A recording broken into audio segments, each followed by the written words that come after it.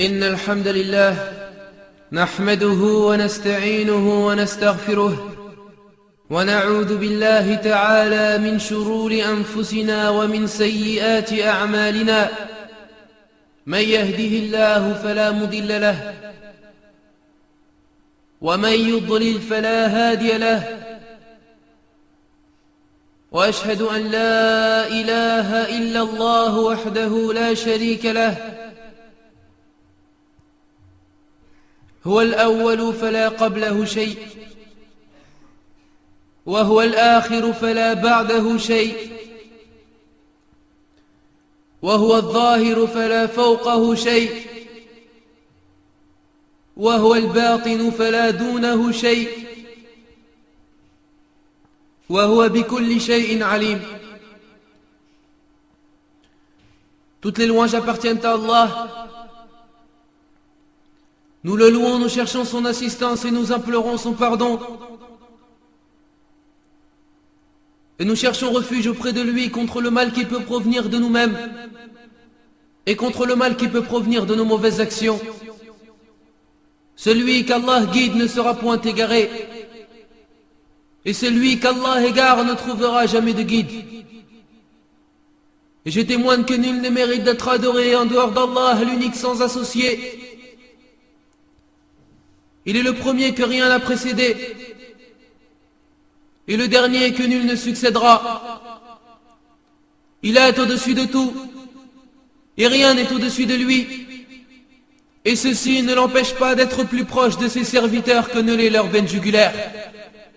Et c'est lui le parfaitement connaisseur. وأشهد أن نبينا محمدا عبد الله ورسوله بلغ الرسالة وأدى الأمانة ونصح الأمة وكشف الله به الغمة صلى الله وسلم وبارك عليه وعلى آله وأصحابه وأحبابه وأتباعه وعلى كل من سار على ضربه واستنى بسنته واقتفى أثره إلى يوم الدين. Et je témoigne que notre prophète Mohammed est son serviteur et son messager. Il a transmis le message qui lui fut confié, il fut loyal envers ses engagements, et il prodigua de sages conseils à la communauté. Allah éclaira ainsi les ténèbres dans lesquelles les gens erraient, les ténèbres de l'injustice et de l'ignorance. Oh Allah, évoque-le en bien auprès de toi, et préserve-le de tout mal dans ce bas monde ainsi que dans l'au-delà, et accorde-lui ta bénédiction, à lui ainsi qu'à sa famille, à ses proches, à ses bien-aimés, à ses compagnons, et à tous ceux qui suivent son chemin jusqu'au jour dernier. Mes chers frères et sœurs, ceci est notre 6e rencontre parmi les rencontres de notre série Marahilud Dar al-Akhirah, étape vers la demeure dernière. Une série rassemblant la jurisprudence funéraire, Fiqhul Janaiz, et l'attendrissement des cœurs, Ar-Raqa'iq. Dans une époque et dans un temps où les gens sont devenus dépendants de leur passion, où les gens ne font suivre que leurs désirs, et ce qui a ainsi entraîné la dureté de leur cœur, et l'insensibilité de leur regard, et leur insouciance quant à la demeure dernière. Nous avions certes évoqué lors de notre dernière rencontre ce qu'il consistait à faire après la sortie de l'âme, à savoir d'une part, ne pas gémir sur le mort, s'empresser d'acquitter ses dettes, et ne pas annoncer sa mort de façon interdite, et d'autre part, lui fermer les yeux, lui maintenir sa bouche fermée, lui assouplir ses articulations, le déshabiller puis le couvrir complètement. Mais un autre problème se pose. Car en effet, il faut absolument acquitter les dettes du mort. Et nous avions certes cité plusieurs preuves et plusieurs hadiths authentiques démontrant que l'âme du croyant était certes emprisonnée de ses dettes et que seul Allah savait où elle était emprisonnée. Et nous avions également dit que cette âme était certes tourmentée et touchée par des angoisses et des tristesses, comme nous le dit le prophète alayhi salatu wassalam dans un hadith rapporté par l'imam Ahmed et par l'imam Tirmidhi, selon Abi Hurayrata radiyallahu anhu, le prophète alayhi salatu wassalam nous dit, l'âme du croyant est emprisonnée par ses dettes jusqu'à ce qu'elle soit acquittée. Et le problème qui se pose, mes chers frères et sœurs, est que certes, lors de sa mort, le prophète alayhi salatu wassalam avait des dettes de quelques dirhams pour un juif. Mais nous répondons à ce problème en disant que le messager d'Allah sallallahu alayhi wa sallam avait certes laissé un objet en tant que garantie pour ces juifs, et cet objet était un bouclier, et nous tirons ainsi de ce hadith que nous pouvons garantir la dette afin de l'alléger. Et aujourd'hui, mes chers frères et sœurs, nous parlerons de la préparation du mort. Car certes, le musulman mort est sacré auprès d'Allah Azza wa Jal. Son entourage se doit ainsi de le préparer avant son enterrement. Et la première chose à effectuer est que l'entourage du mort se doit de se précipiter lors de la préparation du mort. Et cela en s'appuyant sur le hadith rapporté par l'imam al-Bukhari et l'imam Muslim. Selon Abi Hurayra radiyallahu anhu, le prophète alayhi salatu wassalam a dit, dépêchez-vous en portant le brancard. Et nous nous appuyons sur ce hadith, car en effet celui-ci nous ordonne de nous dépêcher en portant le brancard. Et à ce sujet, nos savants ont dit que si le prophète alayhi salatu wassalam nous a ordonné de nous dépêcher lors du cortège funéraire avec toute la difficulté qui touche les porteurs, alors le fait de se précipiter lors de la préparation du mort devient alors une priorité. Voilà sur quoi nous nous appuyons pour affirmer l'importance de se précipiter lors de la préparation du mort. Et certes, nous ne nous appuyons pas sur des hadiths évoquant l'obligation de se dépêcher lors de la préparation du mort, comme celui qui dit « honorer le mort, c'est l'enterrer » ou celui qui dit « il ne faut pas que le cadavre du musulman reste longtemps chez sa famille ». Car certes, ces hadiths sont faibles, et certes, ils ne peuvent être considérés comme preuve. Donc il est ainsi clair par la grâce d'Allah Jalla wa Ala qu'il faut que la famille du mort se précipite pour le préparer.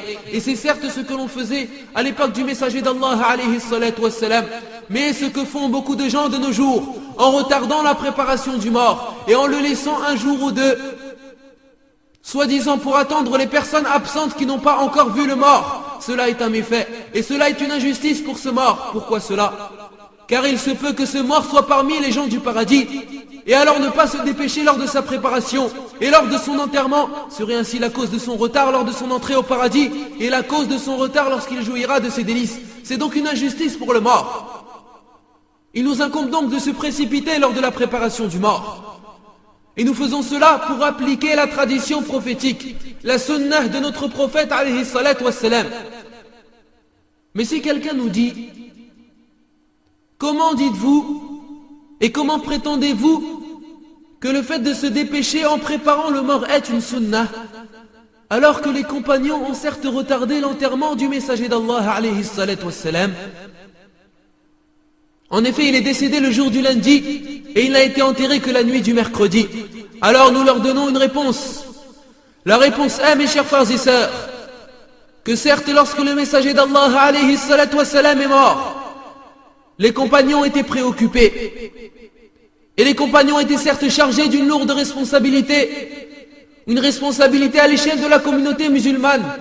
Une responsabilité à l'échelle du monde musulman. À l'échelle de la société musulmane. En effet, mes chers frères et sœurs, le messager d'Allah alayhi salatu wassalam est mort. Ainsi, les compagnons étaient chargés de désigner un calife afin que l'autorité et afin que le pouvoir demeure sur la communauté musulmane. Ainsi, lorsqu'ils choisirent et lorsqu'ils désignèrent Abu Bakr radiallahu anhu comme calife, ils se précipitèrent afin de le préparer, afin de préparer le messager d'Allah alayhi salatu wassalam et de l'enterrer. Et il est vrai, mes chers frères et sœurs, que lorsque la famille se met à préparer le mort, il se peut que ceux-ci s'oublient et se laissent aller, car la mort est un grand malheur. La mort est une grande catastrophe, al-musibatul kubra. Et ainsi ils peuvent oublier de manger, et ils peuvent oublier de préparer à manger, Et c'est ici qu'intervient le rôle de la communauté musulmane. C'est ici qu'intervient le rôle de la société musulmane, qui se doit d'être tel un édifice renforcé sur de bonnes bases, et qui se doit d'être tel un corps unique, dans lequel lorsqu'une partie faiblit, une autre est présente pour la renforcer. Ici intervient le rôle des musulmans, parmi les voisins et parmi les proches. Pourquoi cela ? Pour consoler et réconforter la famille du mort. Et comment cela ? En leur préparant à manger. Car ils sont certes très préoccupés. Et la preuve en est ce que l'imam Abu Daoud ainsi que l'imam Ibn Majah et l'imam Tirmidhi rapportent avec une chaîne de transmission authentique selon Abdullah ibn Ja'far radiyallahu anhuma. Celui-ci nous dit lorsque Ja'far est mort, le prophète alayhi salatu wassalam s'est levé et dit: allez préparer de quoi manger à la famille de Ja'far, car elle est certes touchée par ce qui lui préoccupe. Et certes Aïcha radiyallahu anha ordonnait de préparer une soupe pour le malade et pour la famille du mort, comme il fut rapporté par l'imam al-Bukhari et l'imam Muslim. Selon Aïcha, que le prophète alayhi salatu wassalam a dit: at-tilbinatu soulage le cœur du malade. Et c'est certes une sorte de soupe à base de farine et de miel qui soulage le cœur du malade et qui fait disparaître ses chagrins. Alors nous devons de consoler la famille du mort et de leur préparer de quoi manger afin de partager ensemble leurs chagrins. Mais il ne faut pas en abuser. Mais il ne faut pas exagérer. Car mes chers frères et sœurs, beaucoup de gens envoient de la viande et envoient des moutons égorgés et des sacs de nourriture à un tel point que la maison du mort prend un aspect de mariage. Et c'est ce qu'on le remarque ces jours-ci entre les musulmans. Il y a eu rupture de liens de fraternité et il y a eu absence de miséricorde. Et ce ne sont ni les voisins ni les proches qui préparent à manger. Ceux qui s'en occupent est la famille du mort elle-même. Et nous avions certes entendu qu'une famille a égorgé deux moutons et ibadallah, 2 moutons, mais ceci n'avait pas suffi. Alors il se trouvait obligé d'égorger un veau. Pour le donner à qui? Pour le donner aux gens qui sont venus pour les consoler. Et la famille de ce mort exagère ainsi.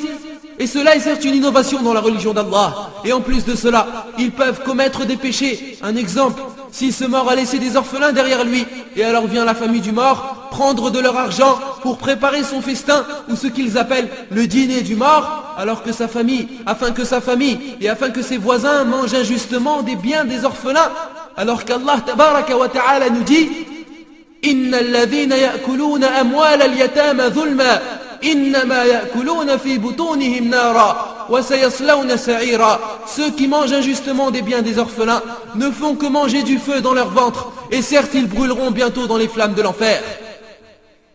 Alors il est certes interdit de préparer ces festins, et ils ne seront du tout utiles pour le mort. Et ceci est une innovation dans la religion d'Allah Azza wa Jal. Et écoutez comment raisonnaient les compagnons radiallahu anhum. Écoutez ce que nous dit le compagnon Jalil ibn Abdillah al-Bajali radiallahu anhu. Celui-ci nous dit: nous considérions le rassemblement chez la famille du mort et la préparation du repas après son enterrement comme faisant partie du gémissement et des lamentations sur le mort. Et wallah, incroyable ce que font les gens. Ils égorgent les moutons, ils en mangent leur viande, boivent du thé, du café, des gâteaux. Inimaginable, loin de la sunna du prophète alayhi salatu wassalam.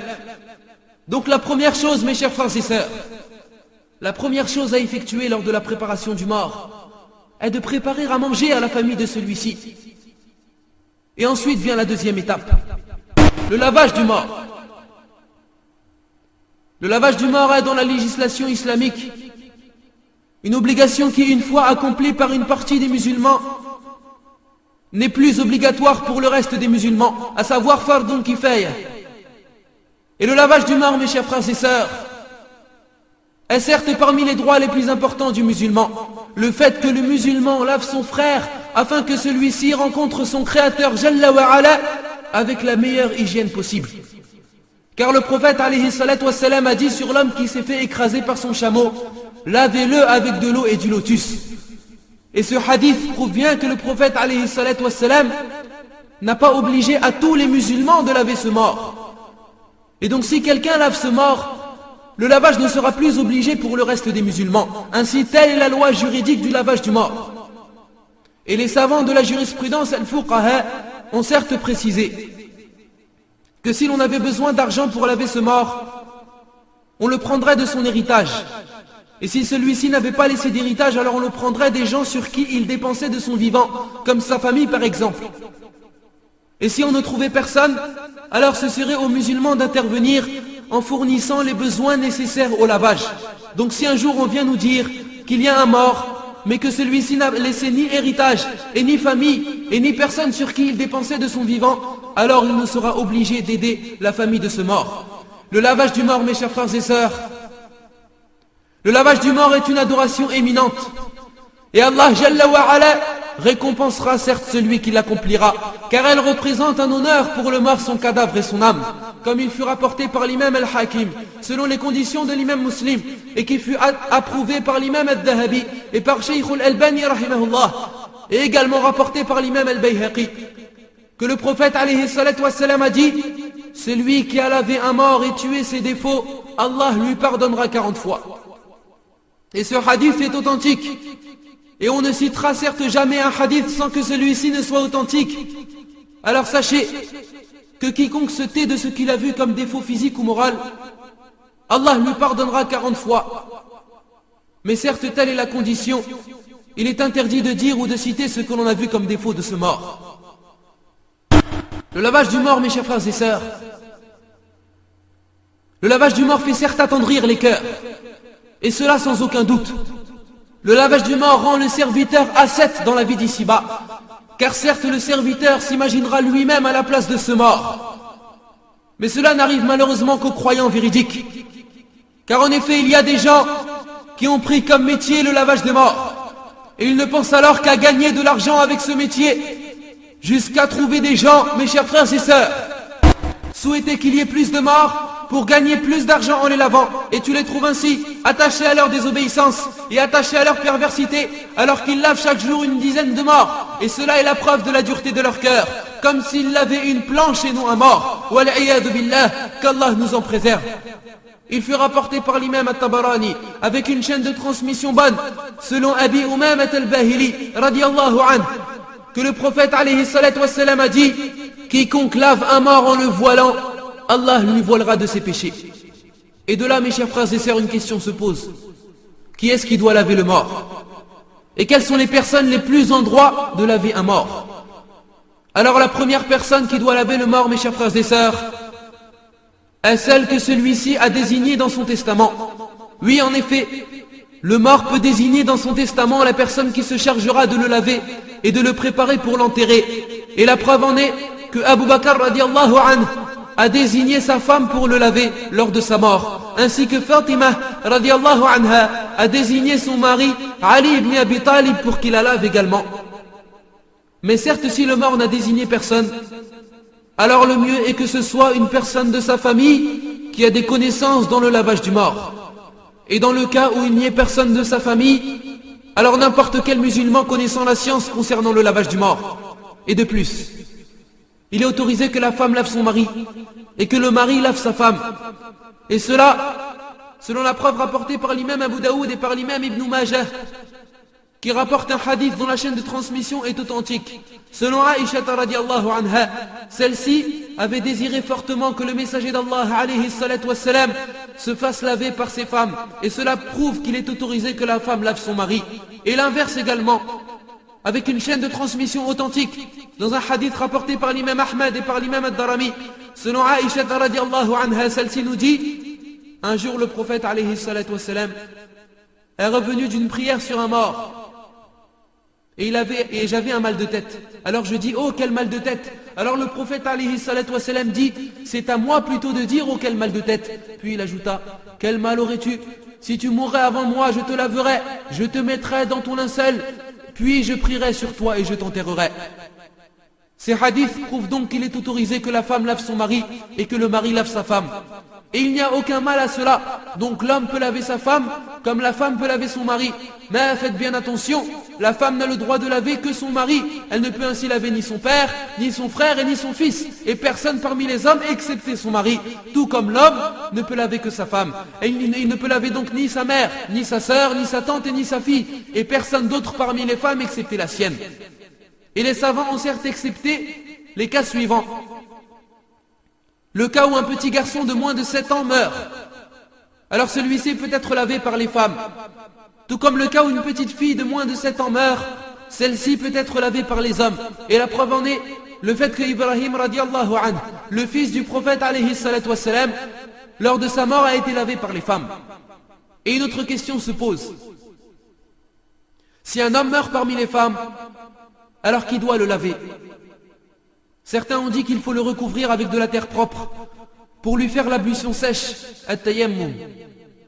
Et l'on ferait certes la même chose si une femme meurt parmi les hommes. Mais certes cet avis est faible.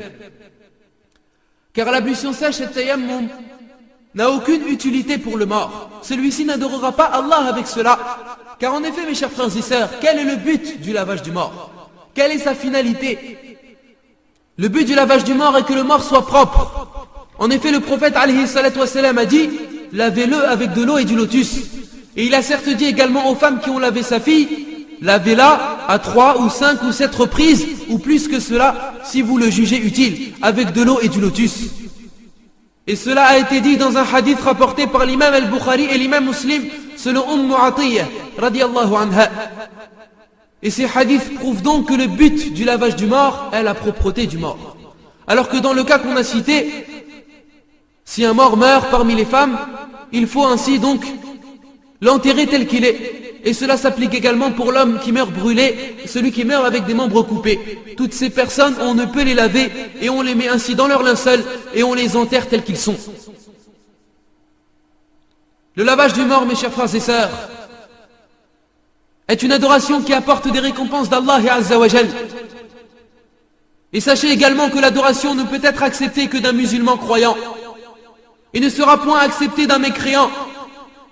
Alors il est certes interdit que le musulman lave le mécréant ou que le mécréant lave le musulman, car l'impureté, mes chers frères et sœurs, l'impureté ne se purifie pas. Et la preuve en est ce qu'Allah a dit dans Surat At-Tawbah. Allah nous dit: et ne fais jamais la prière sur l'un d'entre eux qui meurt, et ne te tiens pas debout auprès de sa tombe, car ils n'ont pas cru en Allah et à son messager, et ils sont morts tout en étant pervers. La preuve de ce verset, comme les savants ont dit, est que la chose la plus grande qui soit utile pour le mort est la prière sur lui. Et Allah nous a certes interdit de prier sur les mécréants, alors que c'est la chose la plus utile pour les mécréants. Alors certes, toute action dont le degré est moins utile que la prière, comme le lavage, est forcément interdit. Et il est donc interdit aux musulmans de laver le mécréant, et donc également de le mettre dans son linceul et vice versa. Car mes chers frères et sœurs, le mécréant n'a pas de valeur pour Allah Jalla wa Ala, et il n'est pas sacré pour Allah Azza wa Jal. Et en ce qui concerne son enterrement et son cortège funéraire, on en parlera bi'idhnillah dans d'autres discours. Ceci concernait donc la loi juridique du lavage du mort, ainsi que la récompense de celui qui l'effectue et les personnes les plus en droit de laver le mort. Mais rentrons maintenant au vif du sujet.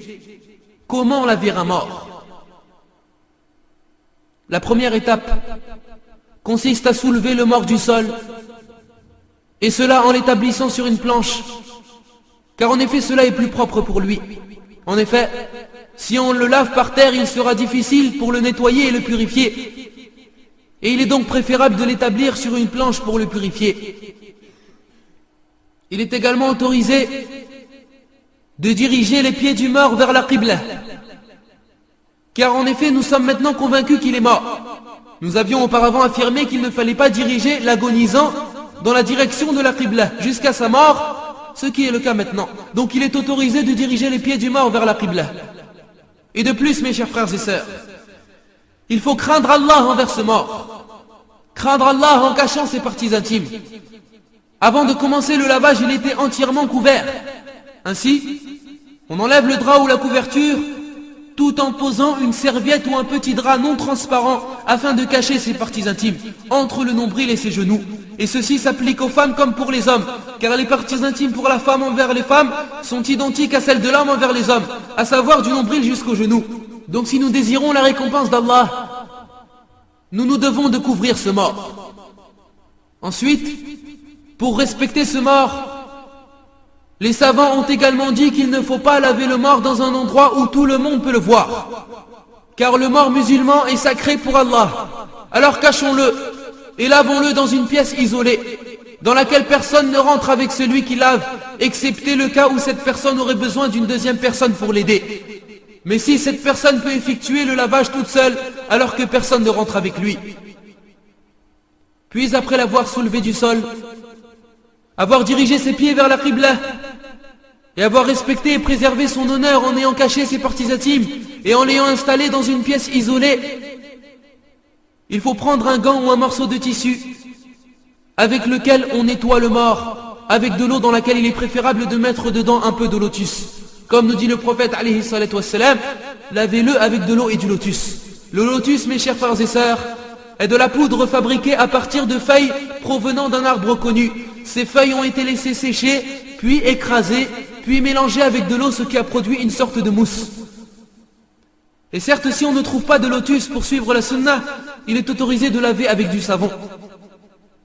Et l'eau avec laquelle on lave le mort doit être pure et froide, car elle durcit les articulations du mort. Mais il est autorisé de la chauffer si elle est trop froide. Et on peut ainsi la chauffer avec du feu de gaz, ou du feu électrique, ou du feu de bois. Et nous faisons remarquer cela, car certes beaucoup de gens pensent qu'il ne faut pas chauffer l'eau, ou bien qu'il ne faut chauffer l'eau qu'avec du feu de bois d'olivier ou de branches de palmier, car ce sont soi-disant deux arbres bénis. Mais cela est certes faux, car cela n'a aucune origine islamique. Ainsi il est autorisé de chauffer l'eau de n'importe quelle façon. Et il y a également une chose sur quoi il faut vous avertir, mes chers frères et sœurs. Une chose que beaucoup de gens pensent. Ils prétendent que si le mort se fait laver avec de l'eau de Zamzam, il aura telle récompense, et cela n'est tiré d'aucune preuve. Et n'a aucun rapport avec la religion d'Allah Jalla wa Ala, car les hadiths cités évoquant le bienfait de boire l'eau de Zamzam concernent le fait de boire cette eau, et non le fait de laver avec cette eau. En effet, le prophète alayhi salatu wassalam nous dit: l'eau du puits de Zamzam est nourrissante et guérit le malade. Et certes, ni le prophète alayhi salatu wassalam, ni ses compagnons, et ni ceux qui l'ont suivi, ont dit qu'il était préférable de laver le mort avec de l'eau de Zamzam. Alors lavons le mort avec de l'eau propre, et y introduisant du lotus ou du savon. Ensuite, nous soulevons légèrement sa tête, de telle façon qu'il ne soit ni debout ni allongé, afin d'essorer son ventre en douceur. Car les savants ont dit afin que les muscles du mort se relâchent. Et une fois que les muscles se sont relâchés, on le met dans cette position, puis on essore son ventre en douceur. Afin que toutes les impuretés et tous les excréments qui devaient sortir de son ventre sortiront à ce moment-là. Car en effet, si on laisse le corps sans essorer son ventre, les impuretés risqueraient de sortir après l'avoir introduit dans son linceul et dans son brancard pour l'enterrer au cimetière. Et il deviendrait dans ce cas-là impur. C'est pour cela que l'on se doit d'essorer son ventre en douceur. Puis ensuite, verser beaucoup d'eau sur l'endroit où se trouve cette impureté. Et tout cela est à faire sans regarder ses parties intimes. Et il n'y a aucun mal pour la personne qui lave de mettre du parfum près d'elle pour qu'elle ne soit pas dégoûtée. Ensuite, faire entrer sa main gauche dans un gant sous une serviette afin de purifier l'endroit d'où sort l'impureté.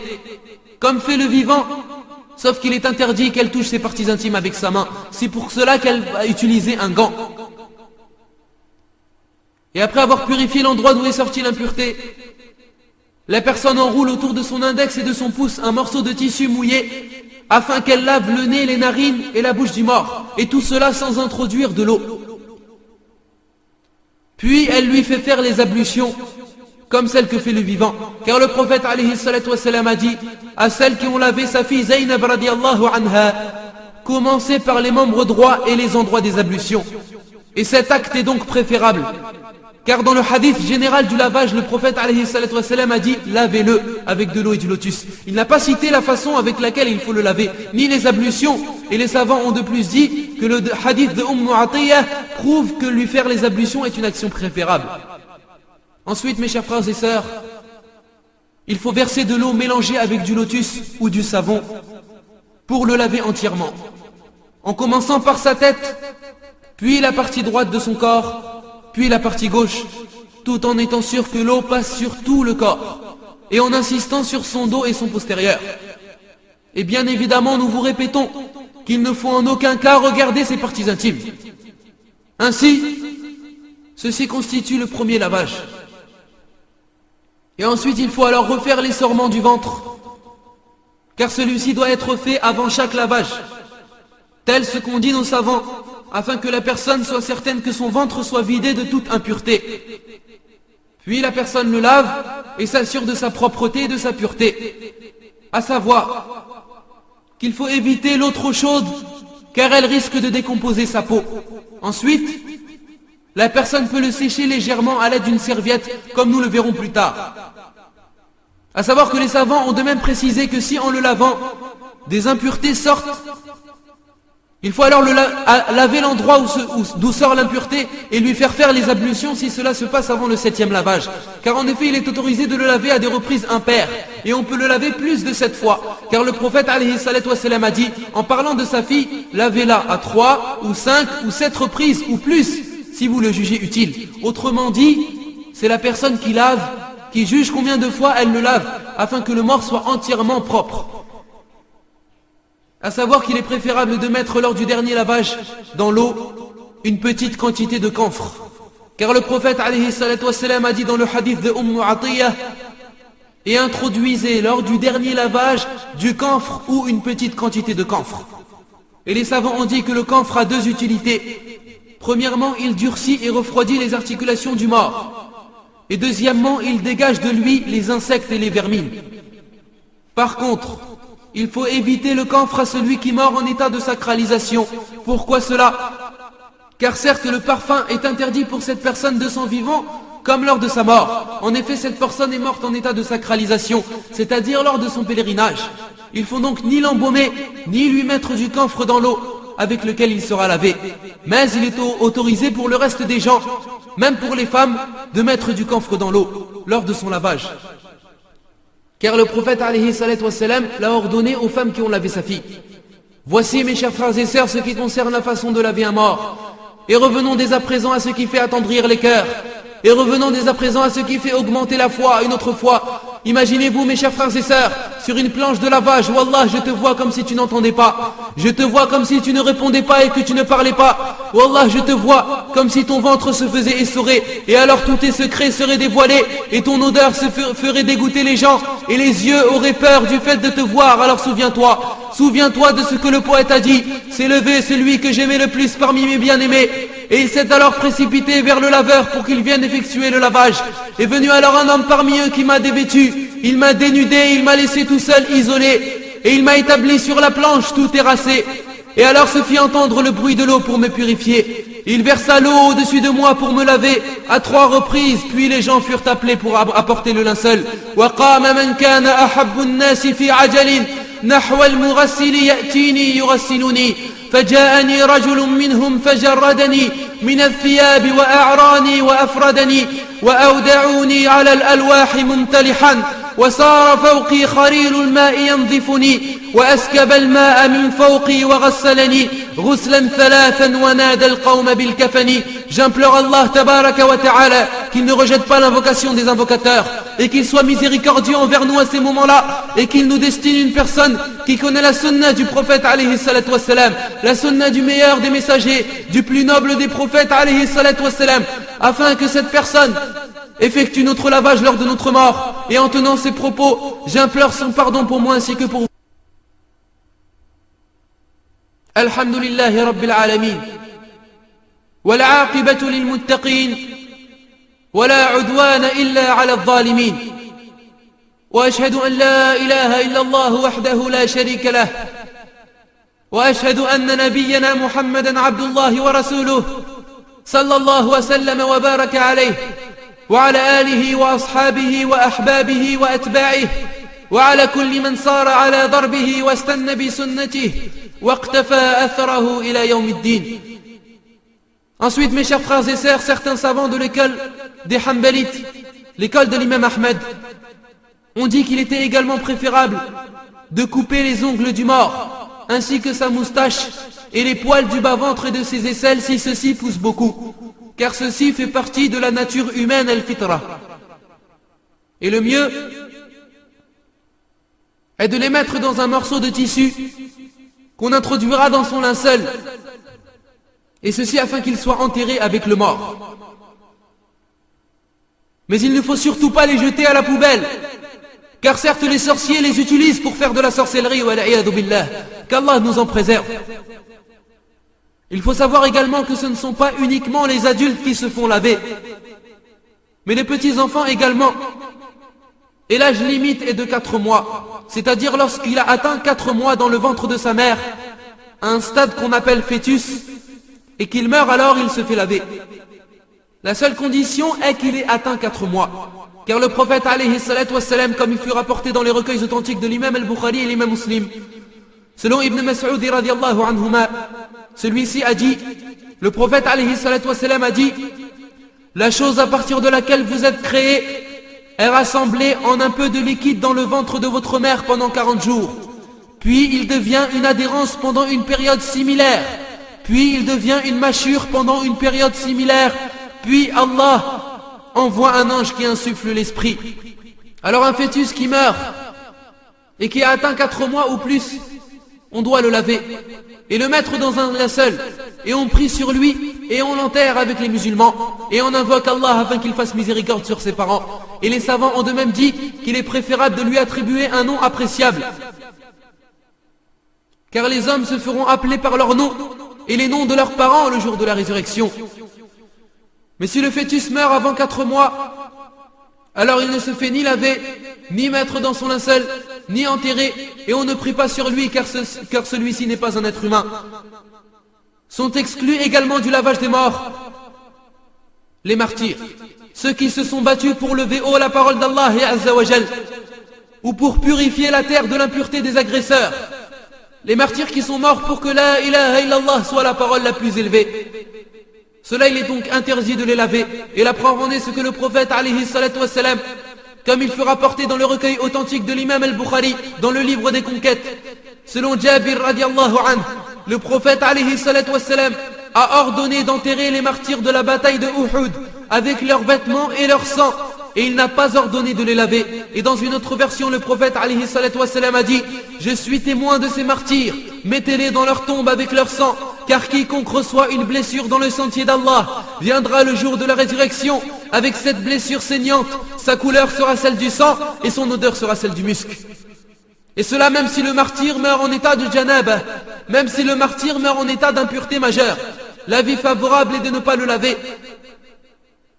Et en ce qui concerne le récit d'un religieux ou du fils du religieux radiallahu anhu, dont la chaîne de transmission est à discuter, et si cette chaîne est authentique, alors ce sont les anges qui l'ont lavé pour l'honorer, car il a été dit qu'il est sorti de chez lui en ayant une impureté majeure, puis qu'il est mort comme martyr lors de la bataille. Alors le prophète alayhi salatu wassalam a dit, les anges le lavent entre la terre et les cieux pour l'honorer. Il est donc interdit de laver les martyrs, car ils n'en ont pas besoin. Et les savants ont certes dit que si un martyr se blesse lors de la bataille, mais qu'il ne meurt pas, et qu'il reste un moment avec cette blessure, qu'il mange et boit, puis qu'il meurt quelques instants plus tard, on doit le laver, et on prie sur lui. Et la preuve en est ce que l'imam al-Bukhari et l'imam Muslim rapportent, que Sa'd ibn Mu'adh radiallahu anhu a été gravement blessé lors d'une bataille, en l'an 6 de l'Hijra. Mais il a demandé à Allah qu'il ne le fasse pas mourir, jusqu'à ce qu'il soit tranquillisé à Bani Quraïda. Et alors Allah a exaucé son invocation, car certes c'est lui qui fut le juge et qui a jugé sur Bani Quraïda. Et le prophète alayhi salatu wassalam a attesté que son jugement était le jugement d'Allah provenant des 7 cieux. Mais Sa'd ibn Mu'adh n'a pas guéri de ses blessures, et le sang se mit à couler jusqu'à sa mort, radiallahu anhu. Et alors ils l'ont lavé, mis dans son linceul et prié sur lui, alors qu'il s'est blessé lors de la bataille. Mais certes sa mort est survenue un peu après la bataille, et certes l'imam Muslim rapporte, selon Jabir radiallahu anhu, que lorsque Sa'd est mort, le prophète alayhi salatu wassalam a dit, le trône d'Allah jalla wa ala a bougé pour la mort de Sa'd. Et les savants ont dit que le trône d'Allah a certes bougé par joie du fait que son âme monte au ciel, radiallahu anhu wa ardah, qu'Allah soit satisfait de lui et que le paradis soit sa demeure. Et concernant encore ce sujet, les savants ont de même dit que si on trouve un mort dans un champ de bataille, mais on ne voit pas de signe de blessure ni de signe par lequel il est mort, alors cette personne doit être lavée et on doit prier sur elle, car elle est considérée comme étant morte naturellement. Et parmi les innovations, mes chers frères et sœurs, parmi les innovations que beaucoup de gens font lors du lavage du mort, le fait d'établir la planche de lavage près de la porte d'entrée pendant 3 jours, pour prétendre et pour dire qu'il y a eu un mort dans la famille. Cela certes est une innovation dans la religion d'Allah Azza wa Jal. Ou d'autres qui se font des fausses pensées et qui se font des fausses imaginations. Ils pensent par exemple que l'âme du mort vole autour de lui dès qu'on commence à le laver. Et cela est faux, mes chers frères et sœurs, car cela n'a aucun lien avec les sources islamiques. Car l'âme, ayyuhal mu'minoun, l'âme, ô vous les croyants, l'âme, lorsqu'elle quitte le corps, elle ne fait pas ce qu'elle veut. L'âme ne fait pas ce qu'elle désire. N'oubliez pas que nous avions certes dit auparavant que l'âme du croyant est élevée dans le ciel et que l'âme du mécréant est jetée et descendue au fin fond de la terre. Alors certes, l'âme ne fait pas ce qu'elle désire et l'âme ne fait pas ce qu'elle souhaite, car certaines personnes pendant la vie présente et pendant la vie de ce bas monde appellent sans cesse à la liberté personnelle et appellent sans cesse à la liberté sexuelle afin de commettre des interdictions et afin de commettre les turpitudes et afin de désobéir au Créateur des cieux et de la terre. Alors à ces gens-là, nous leur disons, désobéissez, commettez ces péchés, commettez vos turpitudes, égarez-vous, défoulez-vous dans ce bas monde. Mais bi'idnillahi azza wa jal, vos âmes ne feront pas ce qu'elles veulent. Et vos âmes ne feront pas ce qu'elles souhaitent, mais bien au contraire, elles seront conduites vers ce qu'Allah leur a promis. Et elles seront conduites vers l'ordre d'Allah et vers le jugement d'Allah, le contraignant des cieux et de la terre. Et ce que nous venons de dire est une réponse à ceux qui croient à la réincarnation, une secte égarée qui prétendent que lorsque l'âme sort du corps, elle rentrera dans un corps de pigeon ou dans un corps d'un animal ou d'autre. Et cette croyance est certes une croyance de mécréants. Et là il y a également un hadith qui prouve qu'Allah Jalla wa Ala honore l'âme du croyant. Car en effet les anges la font monter et l'emmènent vers Allah Ta'ala, l'emmènent vers Allah le Très-Haut, et les âmes des croyants la reçoivent alors. Et cela peut-être vous ne l'avez jamais entendu, et vous allez l'entendre alors pour la première fois. Écoutez attentivement ce hadith, rapporté par l'imam al-Nasa'i, avec une chaîne de transmission authentique, comme l'a jugé Cheikh al-Albani rahimahullah, selon Abi Hurayrata radiyallahu anhu. Le messager d'Allah, sallallahu alayhi wa sallam, a dit, lorsque le croyant meurt, les anges de la miséricorde viennent à lui, portant avec eux un vêtement de soie blanche. Et alors ils s'adresseront à l'âme en lui disant, sors vers l'agrément et la satisfaction de ton Seigneur, sors vers le repos et la miséricorde et la grâce d'Allah. Et l'âme sortira telle une odeur de musc, au point où les anges se la passeront les uns aux autres pour la sentir, et cela jusqu'à ce qu'ils parviennent à la porte du ciel. Et alors on leur dira, qu'est-ce que cette odeur agréable qui provient de la terre? Et ils entendront ces propos à chaque fois qu'ils parviendront à un ciel, jusqu'à arriver aux âmes des croyants. Jusqu'à arriver aux âmes des croyants. Et celles-ci, plus heureuses qu'une famille qui attend l'arrivée de l'un des siens, diront, qu'a-t-il fait de cet homme? Et lui demanderont des renseignements sur les personnes mortes et vivantes. Qu'ont-elles fait? Et on leur répondra, laissez-le se reposer, il était certes dans le tourment de la vie d'ici-bas. Et ils demanderont, qu'est devenu un tel? Est-il mort? N'est-il pas avec vous? Et alors on leur répondra, celui-ci a été jeté dans le hawiya. Celui-ci a été jeté dans l'abîme très profond, wal'iyadu billah. L'abîme, ou bien un autre nom à la mer, qui est un autre nom de l'enfer. Et les savants ont dit qu'on a attribué comme nom à l'enfer la mer. La mer est le refuge de l'enfant, et ce genre d'enfer est le refuge des désobéissants. Puis le messager d'Allah alayhi salatu wassalam a dit, le mécréant quant à lui recevra les anges du supplice qui s'adresseront à son âme en lui disant, sors afin que tu subisses la colère d'Allah Azza wa Jal. Et elle sortira alors en dégageant une odeur puante, semblable à celle d'un cadavre, semblable à celle d'une charogne, et sera alors renvoyée à la porte de la terre. Alors mes chers frères et sœurs, l'âme ne fera pas ce qu'elle voudra, et l'âme n'agira pas comme bon lui semble lorsqu'elle quittera le corps. Et c'est pourquoi nous vous conseillons de ne pas parler sur les choses invisibles, de ne pas parler sur le monde invisible qu'avec de la science et qu'avec des preuves authentiques, tirées du livre d'Allah, le Coran al-Karim, et tirées de la sunna du prophète alayhi salatu wassalam. Tel est le lavage du mort, mes chers frères et sœurs. Et nous parlerons, bi'idnillahi jalla wa ala, par la volonté d'Allah jalla wa ala, si Allah destine que l'on soit vivant, du linceul lors du prochain discours. Et je demande à Allah tabaraka wa ta'ala qu'il nous fasse mourir sur la foi et le monothéisme pur, al-iman wa al-tawhid, et qu'Allah évoque en bien auprès de lui dans ces grandes assemblées et préserve de tout mal dans ce bas monde ainsi que dans l'au-delà, et accorde sa bénédiction à son prophète, ainsi qu'à sa famille, ses compagnons, ses bien-aimés, et tous ceux qui suivent son chemin jusqu'au jour dernier. Et je tiens à préciser par la même occasion que toute parole véridique de ce prêche ne peut provenir que d'Allah seul, et que toute erreur ou omission ne peut provenir que du shaitan ou de votre humble serviteur.